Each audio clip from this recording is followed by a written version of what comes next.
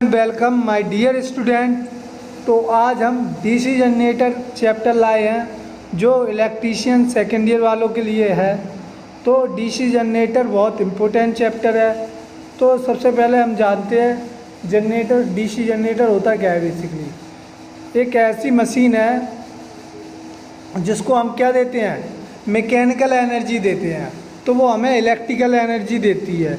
जैसे कभी कभार आप देखते होंगे जब आप जनरेटर चलाते हो, हाथ से घुमाते हो ना, तो आप उसको क्या दे रहे हैं, यांत्रिक ऊर्जा दे रहे हैं। यानी आपने उसे घुमाया, यानी मैकेनिकल एनर्जी दी, यांत्रिक ऊर्जा दी। और जब स्टार्ट होने के बाद वो हमें क्या देता है, इलेक्ट्रिकल एनर्जी। तो वो हमें एज ए डीसी के रूप में प्रोवाइड कराता है। तो जैसे जो मशीन डीसी उत्पन्न करती हैं तो उन्हें हम डीसी जनरेटर बोलते हैं, और जो एसी उत्पन्न करती हैं जो मशीनें उन्हें हम अल्टरनेटर कहते हैं, है ना। तो अब ये दोनों अल्टरनेटर, जनरेटर, ट्रांसफार्मर, ये सभी फैराडे के विद्युत चुम्बकीय प्रेरण नियम पर कार्य करते हैं। अब हम बात करें जनरेटर फैराडे के फ्लेमिंग के किस हाथ के नियम पर वर्क करता है। तो फ्लेमिंग के राइट हैंड रूल, यानी जो जनरेटर है हम किस हाथ से चलाते हैं, सीधे हाथ से। तो जो हमारा जनरेटर है वो फ्लेमिंग के राइट हैंड रूल पर वर्क करता है और फैराडे के विद्युत चुम्बकीय प्रेरण संबंधी नियम पर। तो अब हम इसके बारे में कुछ बताते हैं आपको। जैसे सबसे पहले जो मशीन होती हैं डीसी मशीन, ठीक है। अगर हम बात करें डीसी मशीन की, डीसी मशीन जैसे आप कभी मोटर देखते होगे, जनरेटर देखते होगे ऊपर लैब में, है ना। तो उनका जो ढांचा बना होता है वो कास्ट आयरन का बना होता है। जैसे आपने ऊपर मोटरें देखी होंगी या जनरेटर देखा होगा या अल्टरनेटर देखा होगा, उनका ये ढांचा है वो किसका बना होता है, कास्ट आयरन का बना होता है या कास्ट स्टील का बनाया जाता है। ये क्या करता है, बेसिकली इसका ढांचा या बॉडी ये क्या करता है, जो आंतरिक युक्तियाँ हैं उनकी क्या करता है, सेफ्टी करता है, उनको सेफ्टी प्रोवाइड कराता है। जैसे धूल वगैरह हो गई या मान लो कोई प्रॉब्लम हो गई तो उसकी बॉडी से हमें क्या प्रॉब्लम नहीं होगी बेसिकली। और इसका यही काम होता है कि सेफ्टी प्रोवाइड कराना, आंतरिक जो डिवाइस लगी हुई हैं उनको, ठीक है। तो नेक्स्ट जो पार्ट, और इसमें ये क्या होता है, अपना साउथ पोल होता है और ये आपका नॉर्थ पोल होता है, ठीक है। इसमें ये क्या होता है, आपका सॉफ्ट होता है ना, जो ये मूव करता है ये सॉफ्ट होता है, और ये आर्मेचर होता है। आर्मेचर में ही बेसिकली सॉफ्ट को फिट किया जाता है। जैसे आपका ये आर्मेचर है तो इसके अंदर ही सॉफ्ट को क्या किया जाएगा, स्थापित किया जाएगा, जैसे कि दिखाया गया है। कम्यूटेटर बेसिकली क्या करता है, commutator AC to DC convert करता है, AC टू DC कन्वर्ट करता है कम्यूटेटर, है ना। और ये क्या है, field winding. Field winding basically क्या क्यों की जाती हैं, क्योंकि ये मैग्नेटिक फील्ड जनरेट करती हैं, विद्युत चुम्बकीय क्षेत्र जनरेट करती हैं, फील्ड वाइंडिंग, है ना। इसको हम क्या बोलेंगे, योक या ढांचा या फ्रेम, ठीक है। तो नेक्स्ट पार्ट पे चलते हैं हम। अब हम बात करते हैं फील्ड पोल। फील्ड पोल होते क्या हैं बेसिकली, तो ये फील्ड पोल्स आपके क्या करेंगे, ये चुंबकीय क्षेत्र स्थापित करेंगे। फील्ड पोल ये इनकी संख्या 2 से लेके 8 तक हो सकती है, 2 से लेके 8 तक, न्यूनतम 2 और अधिकतम 8 फील्ड पोल्स जो मोटर के लगे रहते हैं, नॉर्थ साउथ करके लगे रहते हैं ना, तो इनकी अधिकतम संख्या 2 से लेके 8 तक हो सकती है ना। ये इनके बीच में बेसिकली खांचे बने रहते हैं, है ना, स्लेट, और ये लैमिनेटेड रहते हैं, है ना। ये लैमिनेटेड कास्ट स्टील या एनियल स्टील के बनाए जाते हैं, और इनका बेसिकली कार्य क्या है, चुंबकीय क्षेत्र को स्थापित करना या बनाना, है ना। Next armature. आर्मेचर बेसिकली होता क्या है, यह एक बेलनाकार पार्ट होता है ना। ये क्या करेगा बेसिकली, ये आर्मेचर मूव करेगा, है ना। इसमें जो सॉफ्ट रहेगा वो मूव करेगा, ये वाला पार्ट है ना। इसमें बॉल बीयरिंग लगी होती है जिसके थ्रू मूव होता है, और बड़ी सॉफ्ट आसानी से चलता है बॉल बीयरिंग लगाने से। अब आर्मेचर कोर को लैमिनेटेड के लिए इसलिए बनाया जाता है जिससे उसमें हिस्टैरिसीस लॉस एवं एडी करंट कम हो। आर्मेचर कोर को लैमिनेटेड इसलिए बनाया जाता है जिससे उसमें सौतेल्य हानि और भवन धाराएं कम हो, यानी उनका लॉस कम हो। ठीक है। आर्मेचर है ना, आर्मेचर कॉइल्स स्थापित करने के लिए स्लॉट्स बने होंगे, ये देखिए है ना, ये स्लॉट्स आपके यहाँ। इसमें बेसिकली माइका का मटेरियल यूज किया जाता है बीच में, और ये आपका क्या कॉइल्स स्थापित की जाती हैं कॉपर की। ठीक है। और बीच में ये क्या होता है, ये माइका पदार्थ भर दिया जाता है जिससे एक दूसरे शॉर्ट ना हो, है ना, कॉइल्स। और अगर हम बात करें आर्मेचर के द्वारा क्या उत्पन्न किया जाता है, बेसिकली विद्युत वाहक बल यानी इलेक्ट्रोमैग्नेटिक फील्ड जनरेट किया जाता है। इलेक्ट्रोमैग्नेटिक फील्ड जनरेट किया जाता है। इसका जो आर्मेचर का प्रतिरोध है वो 1 ओम होता है। आर्मेचर का जो रेजिस्टेंस है RA, उसका मान अधिकतम 1 ओम होता है। ठीक है, ये चीज़ हमेशा याद रखना। और इसका यूज क्या किया जाता है, विद्युत वाहक बल उत्पन्न करने के लिए किया जाता है ना। अब नेक्स्ट, अब ये दिक् परिवर्तक यानी जिसको हम बोलते हैं कम्यूटेटर। कम्यूटेटर बेसिकली क्या करता है, ये AC to DC अभी बताया था मैंने फर्स्ट स्लाइड में, तो ये AC to DC में कन्वर्ट करता है ना।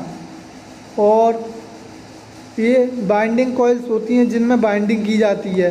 ये कम्यूटेटर बार होता है जिसके ऊपर ब्रश अटैच होता है, ब्रश इससे कनेक्ट किया जाता है। ब्रश क्या करता है, बाह्य परपथ को करंट प्रोवाइड कराता है। क्या ब्रश इस कम्यूटेटर बार से कनेक्ट होता है जो बाह्य परपथ को क्या करता है, करंट प्रोवाइड कराता है।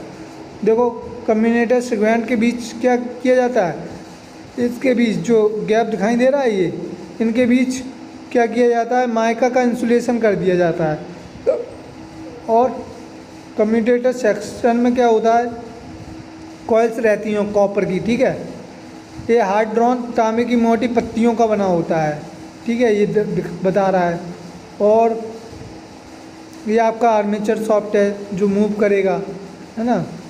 कम्यूटेटर को आर्मेचर सॉफ्ट पर स्थापित किया जाता है ना। तो अभी बताया था मैंने, सबसे पहले क्या होता है ढांचा, फिर उसका आर्मेचर, फिर उसके अंदर क्या सॉफ्ट को स्थापित करते हैं आर्मेचर के अंदर, है ना। इसका मुख्य कार्य क्या करता है, DC देता है, DC, है ना। आर्मेचर दिक् परिवर्तक यानी कम्यूटेटर क्या करता है, AC to DC जनरेट करता है ना। चलिए अब क्वेश्चन नंबर फर्स्ट पे चलते हैं। ब्रश का क्या कार्य होता है, अभी हमने बताया ये किससे कनेक्ट होता है। ये जो हमारा कम्यूटेटर बार होता है, कम्यूटेटर बार उसी से क्या कनेक्ट रहता है, ब्रश का कार्य क्या होता है, बाह्य परपथ में करंट को भेजना। तो चलते हैं क्वेश्चन नंबर फर्स्ट पर। कह रहा है ढलवा लोहे का प्रयोग से जनरेटर का योग बनाया जाता है क्योंकि यह सस्ता होता है, यह मशीनों को यांत्रिक सुरक्षा प्रदान करता है, यह चुंबकीय पथ पूर्ण करता है। तीनों सही हैं उपरोक्त। ठीक है, हमने देखा था ना, योग या ढांचा या स्ट्रक्चर क्यों बनाया जाता है, सेफ्टी के लिए, है ना, जिससे हमारे आंतरिक जो डिवाइस हैं वो सेफ रहें। सामान्यतः आर्मेचर प्रतिरोध का मान होता है, अभी बताया था, आर्मेचर प्रतिरोध का मान क्या होता है, RA फॉर आर्मेचर रेजिस्टेंस कितना होता है, 1 ओम। D is right answer. Next कह रहा है किस सिद्धांत पर DC जनरेटर कार्य करता है, अभी बताया था, फैराडे के विद्युत चुम्बकीय नियम पर। फैराडे के विद्युत चुम्बकीय नियम क्या होता है, जब किसी चुम्बक तथा कुंडली के बीच आपेक्षिक गति होती है तो कुंडली के फ्लक्स परिवर्तन के कारण, किसके फ्लक्स परिवर्तन के कारण क्या होता है, एक विद्युत वाहक बल उत्पन्न होता है, विद्युत वाहक बल उत्पन्न होता है। ये फर्स्ट नियम है। जब किसी चुम्बक तथा कुंडली के बीच आपेक्षिक गति होगी तो क्या होगा, फ्लक्स उत्पन्न होगा। फ्लक्स उत्पन्न होने के कारण क्या होगा, हमारा विद्युत वाहक बल जनरेट होगा। विद्युत वाहक जनरेट होगा अर्थात करंट बहेगी सर्किट में। ये फर्स्ट लॉ था।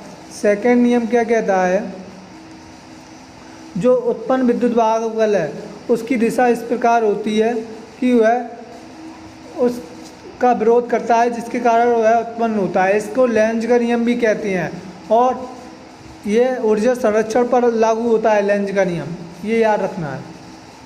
नेक्स्ट कह रहा है मुख्य फील्ड पोल्स के बीच स्थापित किए हुए छोटे फील्ड पोल्स कहलाते हैं। ये इंटरपोल कहलाते हैं बेसिकली, जो हमारे क्या करते हैं फील्ड पोल्स के बीच स्थापित होता है ना, उन्हीं को हम क्या बोलते हैं, इंटरपोल्स। ठीक है। नेक्स्ट कह रहा है निम्न में से कौन सी विधि द्वारा डीसी जनरेटर में विद्युत वाहक बल उत्पन्न किया जाता है। अभी हमने क्या बताया था, उसको हम क्या देते हैं, मैकेनिकल एनर्जी, तभी तो वो हमें क्या देता है, इलेक्ट्रिकल एनर्जी, यानी यांत्रिक ऊर्जा दी हमने, तब उसने हमें क्या दी, इलेक्ट्रिकल एनर्जी दी। मैकेनिकल यानी उसमें हम गति प्रोवाइड कराते हैं, यांत्रिक ऊर्जा देते हैं। जनरेटर चलाते हैं ना, तो हम क्या करते हैं, गति प्रदान करते हैं, यानी उसे मैकेनिकल एनर्जी देते हैं या यांत्रिक ऊर्जा देते हैं, तो वो हमें क्या देता है, इलेक्ट्रिकल एनर्जी देता है। तो B is right answer. Next, lap binding की तुलना में वेव बाइंडिंग में जनित विद्युत वाहक बल क्या होगा यदि मशीन के ध्रुवों की संख्या समान हो। अगर हम बात करें लैप बाइंडिंग की, तो देखो बाइंडिंग दो तरीके की होती है, एक लैप बाइंडिंग और एक वेव बाइंडिंग। लैप बाइंडिंग में बेसिकली क्या होता है, एक वेव बाइंडिंग। लैप में क्या होता है, जो ए बराबर होता है पी के, और इसमें क्या होता है ए बराबर 2। ये जो पी है समांतर पथों की संख्या है, ये क्या आर्मेचर कॉइल्स की संख्या। तो ये क्या होता है, अगर मान लो पी का मान पोल्स अगर हमारे 4 हैं तो ए बराबर क्या होगा 4, लेकिन बी में जो वेव होती है वेव बाइंडिंग, उसमें हमेशा ए बराबर 2 होता है। ठीक है, ये हमेशा याद रखना है। इसमें पी की वैल्यू नहीं होती है, जो होती है हमारी ए की वैल्यू होती है। ठीक है। अब इसमें क्या होगा, जो लैप बाइंडिंग होगी इसमें पी बराबर 8 भी हो सकता है, तो पी बराबर जब 8 होगा तो ए बराबर क्या हो जाएगा, 8 हो जाएगा। तो हमारा क्या है, 20 राइट अधिक। लैप बाइंडिंग में वेव बाइंडिंग की तुलना में विद्युत वाहक बल क्या होगा, अधिक होगा। क्यों अधिक होगा, क्योंकि फॉर्मूला होता है ई बराबर 5PNZ/60A, ये होता है फॉर्मूला। तो अब जब आप पी का मान 8 रखोगे तो वैल्यू ज़्यादा आएगी, और अगर वेव बाइंडिंग में पी का वैल्यू ए का वैल्यू 2 रखोगे, है ना, तो ए का वैल्यू 2 रखोगे, कम वैल्यू आएगी, है ना। तो इस चीज़ से समझ सकते हो। अब कह रहा है जनित का विद्युत वाहक बल नियंत्रित करने के लिए किसे परिवर्तित किया जाता है। तो यहाँ से देख सकते हो विद्युत वाहक बल, ये क्या है हमारा विद्युत वाहक बल,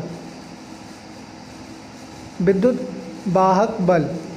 ठीक है, इलेक्ट्रोमैग्नेटिक फोर्स।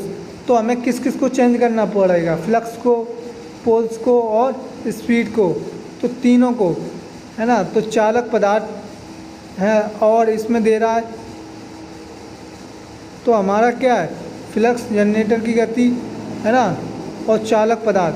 तो चालक पदार्थ नहीं होगा आपका, है ना, और क्या होगा बेसिकली गति होगी ए और सी, यानी वो सी नहीं होगा, ए और बी। तो डी इज़ राइट आंसर, क्योंकि गति व फ्लक्स दोनों लेके चलेंगे हम। नेक्स्ट कह रहा है निम्न में किस सूत्र के द्वारा डीसी जनरेटर की आर्मेचर धारा ज्ञात की जाती है। तो हम बात करें डीसी जनरेटर का जो फॉर्मूला होता है वो होता है बी बराबर ईजी, बी बराबर voltage easy minus IA/RA। Easy क्या है, जनरेटर का विद्युत वाहक बल, बी क्या है, वोल्टेज जनरेटर का, IA क्या है, आर्मेचर करंट है, और RA क्या है, आर्मेचर रेजिस्टेंस है। ये चीज़ याद रखना। और एक अगर हम बात करें, अगर श्रेणी की बात करें तो श्रेणी में जो टॉर्क होता है वो प्रोपोर्शनल होता है आर्मेचर करंट के स्क्वायर के। कब? श्रेणी में, श्रेणी जनरेटर। और समांतर की बात करें,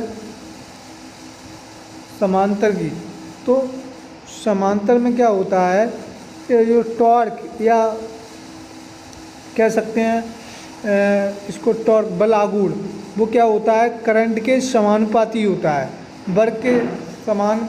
इसमें वर्ग की कंडीशन नहीं होती है। श्रेणी में क्या होता है, आर्मेचर करंट के वर्ग के समानुपाती होता है टॉर्क, ठीक है, ये याद रखना। अभी अभी बताया, ये क्या है हमारा डीसी जनरेटर के विद्युत वाहक बल का समीकरण। डीसी जनरेटर के विद्युत वाहक बल का समीकरण। तो यहाँ से देखो क्या निकलेगा, हमारा निकलेगा Eg बराबर B प्लस IA ये निकल के आएगा। Eg क्या है, जनरेटर का विद्युत वाहक बल है ना, और B क्या है, वोल्टेज जनरेटर का, IA आर्मेचर करंट जनरेटर की, और RA क्या है, रेजिस्टेंस, आर्मेचर रेजिस्टेंस जनरेटर का, ठीक है। ये चीज़ याद रखो। नेक्स्ट चलते हैं। तो अब इसमें अगर हम बात करें, कह रहा है आर्मेचर धारा का मान ज्ञात कीजिए। तो हम सबसे पहले अभी हमने क्या देखा था, जो जनरेटर का विद्युत वाहक बल होता है वो क्या होता है, B प्लस IA, ठीक है, ये होता है जनरेटर का विद्युत वाहक बल का समीकरण। Eg क्या है, जनरेटर का विद्युत वाहक बल समीकरण, विद्युत वाहक बल B क्या है, वोल्टेज जनरेटर का, IA आर्मेचर करंट, और RA आर्मेचर रेजिस्टेंस, ठीक है। अब हम बात करते हैं इसके आर्मेचर धारा की। आर्मेचर धारा क्या होती है इसकी, बेसिकली IA बराबर IL प्लस ISH, ये होती है IL प्लस ISH, ये याद रखना है आपको। तो सी इज राइट आंसर। नेक्स्ट अगर हम बात करें, नेक्स्ट बात करें, अब कह रहा है 8 पोल्स वाले सिंप्लेक्स लैप बाउंड जनरेटर में समांतर पथों की संख्या क्या होगी। अभी अभी बताया था हमने, दो तरह की बाइंडिंग होती है ना जनरेटर में। एक होती है लैप बाइंडिंग, है ना, और एक होती है वेब बाइंडिंग। तो लैप बाइंडिंग की कह रहा है, लैप बाउंड है ना, तो लैप बाउंड में क्या होता है, ए बराबर P, यानी जो आर्मेचर खांचों की संख्या है वो समांतर पथों की संख्या यानी पोल्स के बराबर होती है, और ए बराबर इसमें क्या होता है 2, है ना। तो अब ये लैप बाउंड की कंडीशन दे रहा है, तो P का मान कितना दिया, 8 पोल, ठीक है। तो ए बराबर समांतर पथों की संख्या कितनी आ जाएगी, 8 आ जाएगी। और इसमें क्या है, हमेशा वेब में समांतर पथों की संख्या कितनी रहेगी, हमेशा 2 रहेगी, ठीक है। तो ये क्या है हमारा लैब में, तो 20 राइट आंसर। कह रहा है निम्न किन तथ्यों पर जनरेटर का विद्युत वाहक बल निर्भर करता है। अभी अभी बताया था हमने जनरेटर का विद्युत वाहक बल, एक तो ये फॉर्मूला होता है Eg बराबर B प्लस IA, ठीक है। जहाँ हमारी अगर हम बात करें करंट की, तो यहाँ से ज्ञात कर सकती हो IA से, है ना, करंट, लोड करंट क्या होता है, armature current, load current ISH ये होता है, ठीक है। और अगर हम बात करें एक और होता है इसका विद्युत वाहक बल का समीकरण, E बराबर 5PNZ/60A ये होता है, ठीक है। तो हम देखते हैं ये किस पर निर्भर करता है, ध्रुवों की संख्या यानी P पर, और आपके फ्लक्स पर, और क्या चालकों की संख्या Z पर, और गति N पर। Z क्या है, चालकों की संख्या, है ना, आर्मेचर चालकों की संख्या। तो ये उपरोक्त तीनों इज राइट आंसर। N क्या है, आपकी स्पीड है इसमें, ठीक है। फाई क्या है, फ्लक्स है, पी क्या है, पोल्स हैं, यानी ध्रुव जिसको बोलते हैं हिंदी में, पोल्स को क्या बोलते हैं, ध्रुव, है ना। तो ये तीनों पे निर्भर करेगा, डी इज राइट। नेक्स्ट कह रहा है प्राप्त धारा कैसी होगी अगर डीसी जनरेटर के आर्मेचर को स्लिप रिंग से जोड़ा जाए। तो जो करंट होगी अगर हम डीसी जनरेटर को आर्मेचर के स्लिप रिंग से जोड़ दें तो एसी करंट प्राप्त होगी। एसी करंट बेसिकली क्या होती है, जो दोनों दिशाओं में मूव करे, यानी प्लस कंडीशन में भी और माइनस कंडीशन में। डीसी करंट क्या होती है, बेसिकली एक ही स्टेट में चलती है, या तो प्लस में या तो माइनस में, ठीक है, ये हमेशा याद रखना। और इससे की जो फ्रिक्वेंसी होती है वो एसी की कितनी होती है, 50 हर्ट्ज, और डीसी की क्या होती है, 0 हर्ट्ज, है ना। डीसी की कोई फ्रिक्वेंसी नहीं होती। किस गुण के आधार कारण ब्रश के लिए कार्बन प्रयुक्त किए जाते हैं, उनका तापमान गुणांक ऋणात्मक होता है, वे नर्म होते हैं, वह स्व लुब्रिकेंट होते हैं, उपयुक्त तीनों सही है। क्योंकि अगर हम कार्बन की बात करें तो कार्बन हमारा एज ए कह सकते हो हमारा क्या होता है, अर्धचालक की श्रेणी में आ जाता है, अर्धचालक, है ना, सेमीकंडक्टर में। कैसे 6C12। तो जब हम विन्यास करेंगे 2,4, इसके बाहरी कोष में कितने हैं, 4 हैं, जिनके बाहरी कोष में 4 इलेक्ट्रॉन होते हैं, तो वो हमारे अर्धचालक की श्रेणी में आते हैं। जैसे अपना सिलिकॉन ले लो 14Si, तो 2, 8, 10 और 4, तो बाहरी कोष में कितने हैं, 4। 32 जर्मेनियम ले लो, तो 2, 8, 10 और 18, फिर कितना बचा अपने पास, 4, तो बाहरी कोष में कितने हैं, 4। तो ये अर्धचालक और कुचालक का जो टेम्परेचर कोफिशिएंट है वो हमेशा क्या रहता है, निगेटिव रहता है। टेम्परेचर कोफिशिएंट क्या रहता है, निगेटिव। तो D is right answer. Next कह रहा है कौन सा चालक पदार्थ कम्यूटेटर सेगमेंट के मध्य भरा जाता है। अभी बताया था मैंने, अब्रक या माइका का यूज किया जाता है, अब्रक या माइका यूज करते हैं।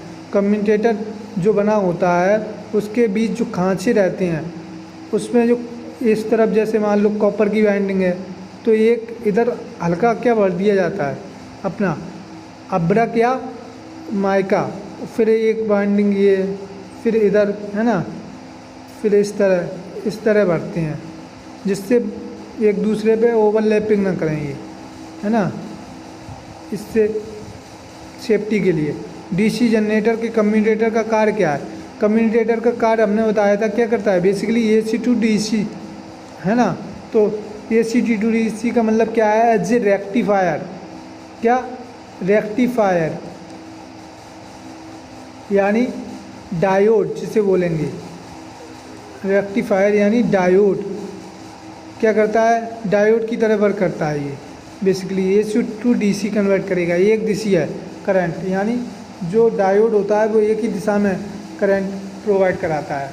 और DC करंट भी क्या होती है, एक ही दिशा में चलती है। अभी बताया था, या तो प्लस में चलेगी या वो माइनस में चलेगी, एक ही दिशा में चलेगी। और AC करंट क्या होती है, हमारी दोनों दिशा में चलती है, प्लस में भी चलेगी और माइनस में चलेगी। तो इसलिए जो कम्यूटेटर है वो DC करंट प्रोवाइड कराता है, एक दिशा है। तो B is right answer. Next कह रहा है क्षेत्र बाइंडिंग किसके द्वारा उत्तेजित होगी यदि जनित पृथक उत्तेजित जनित्र हो। तो हमेशा जो DC बाइंडिंग होगी अगर, तो वो हमेशा DC धारा के बाह्य स्रोत द्वारा उत्तेजित होगी। अगर जनरेटर हमारा कैसा हो, सेपरेटली एक्साइटेड हो, मतलब